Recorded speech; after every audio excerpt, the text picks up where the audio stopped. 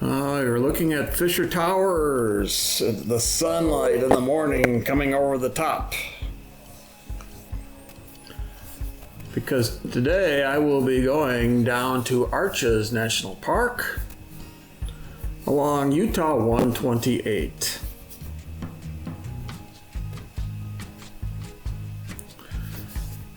As I'm leaving the Dewey Bridge campground, I'm traveling 30 miles down to Moab on probably one of the most scenic parts of Utah, along Utah 128. The road is actually 44 miles long, and right now we're going through Bull Canyon. So you're seeing Bull Canyon along the side there. River's just to the right.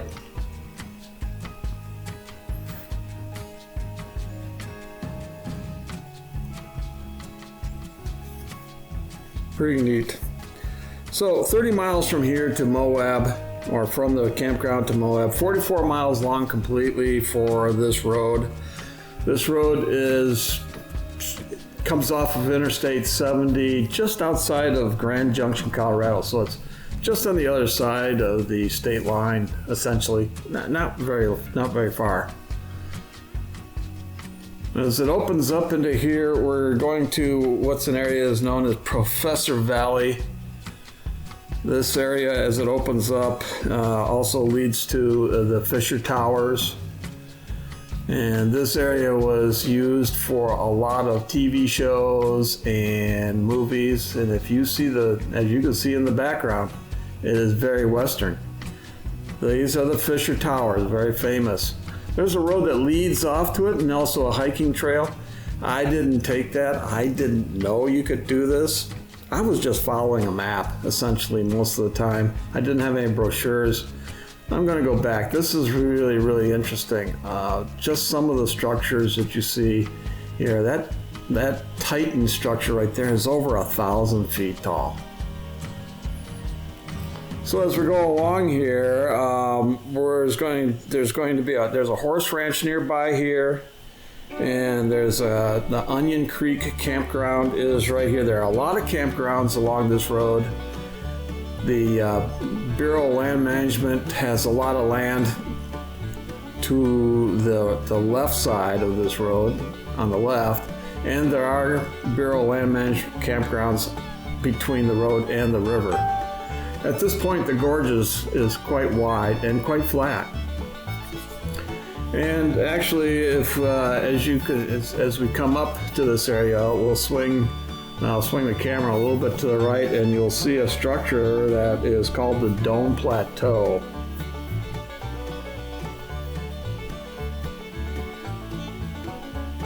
Originally, this road was a pack trail that had a 1,000-foot descent, which made it kind of difficult and wasn't really a nice place to make movement between Moab and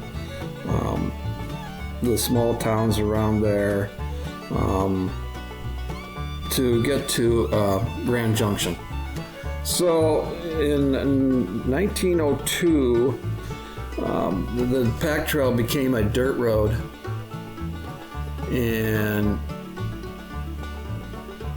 was called the King's Toll Road because there was an old fellow there by the name of King who ran the ferry down near where the Dewey Bridge is that crossed the river. And that was from 1902 to 1916.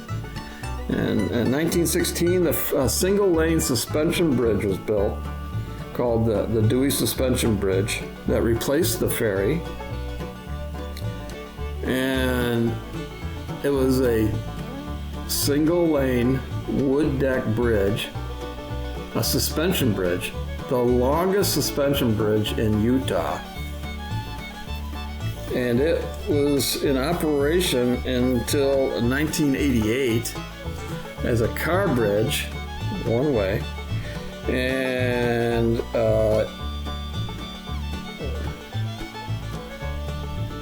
well, I should say that's not right. It wasn't a car bridge in '88, and in the '70s it was replaced with the heavier bridge that I drove over, and the bridge in 1988 was used for bicycles and hikers, and was destroyed in a fire in 1988. So that's when I went bye-bye. What's interesting about this road is that it in the 1920s it had to be rebuilt. Because before that it was too low, too close to the river, and was flooded many times. And it was probably only a single lane road.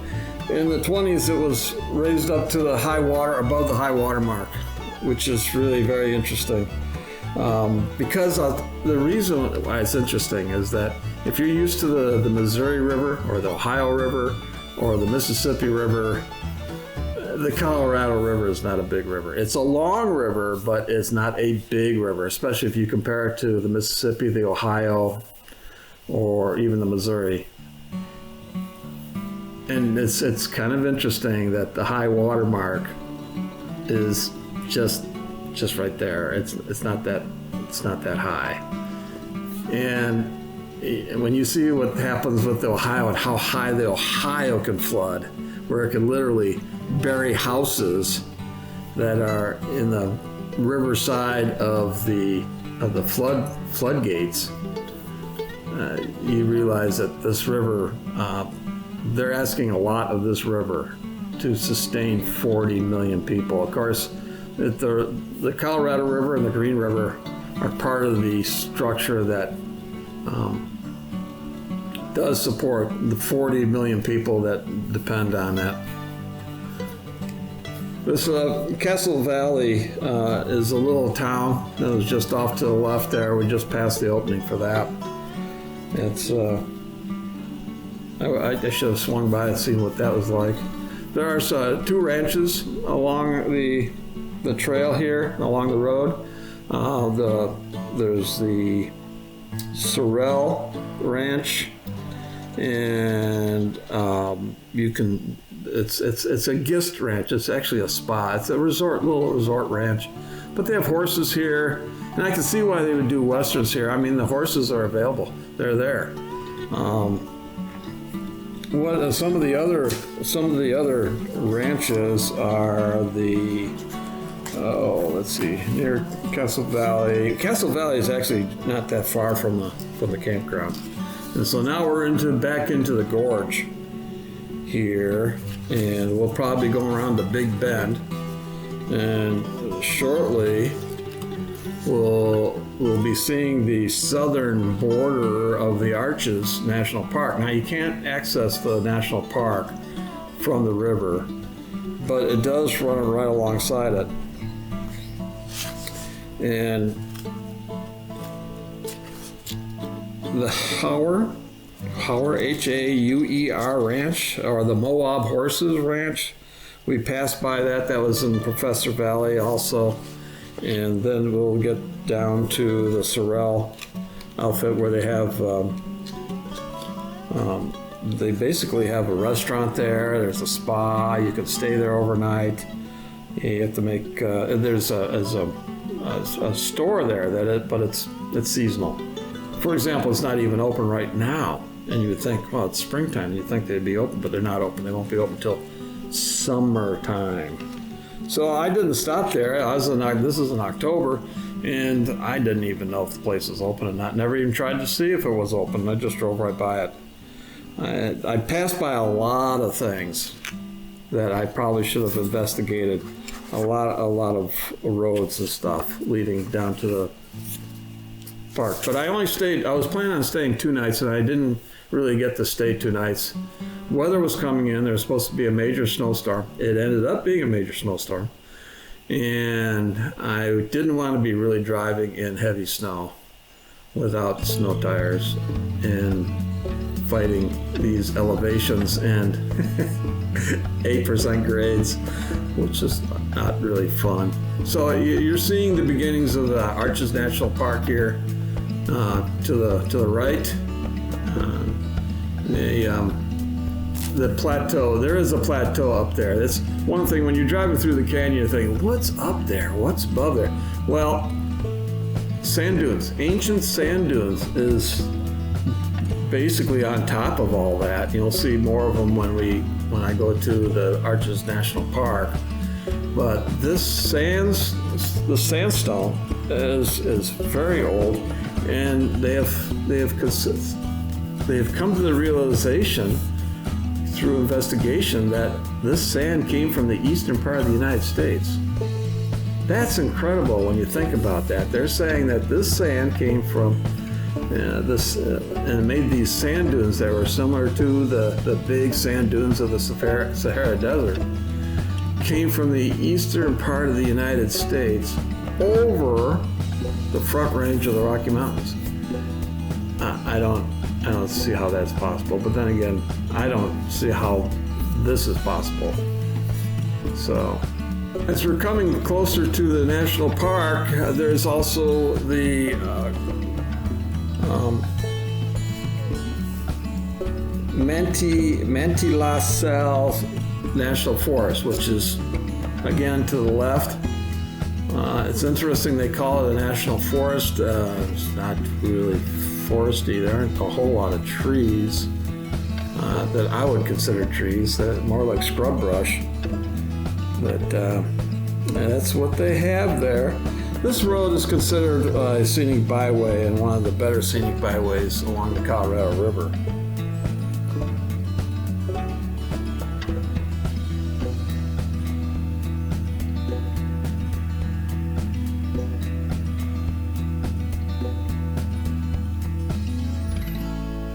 When traveling through these canyons, you feel rather insignificant. Of course, I had a feeling like this a lot of times during this trip, where it was just, wow. And there are a lot of, as you can see, as we just passed one, there are a lot of turnouts. You can turn out so many places. You can camp so many places. You have access to the river here. You can go swimming in the river. You can boat in the river. You can do rafting in the river. As you get down to Moab, there's an area where you can read all the rules and regulations about river activity. That's all available. This is pretty well maintained.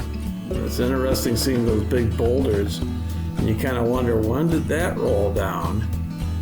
But you're not seeing a whole lot of rolling debris around the road, so you didn't feel uncomfortable driving through it. Even along the areas where the road almost overhangs, is overhung by the cliffs, and you're snuggling right up against the edge with no shoulder. So if you have a breakdown, you hope that it's an area where you can pull off. So this pack trail was originally called the Heavenly Stairway. This original pack trail was called the Heavenly Stairway. And imagine having 1,000-foot descent. Now, so it gives you an idea just how tall these cliffs are. They're up there.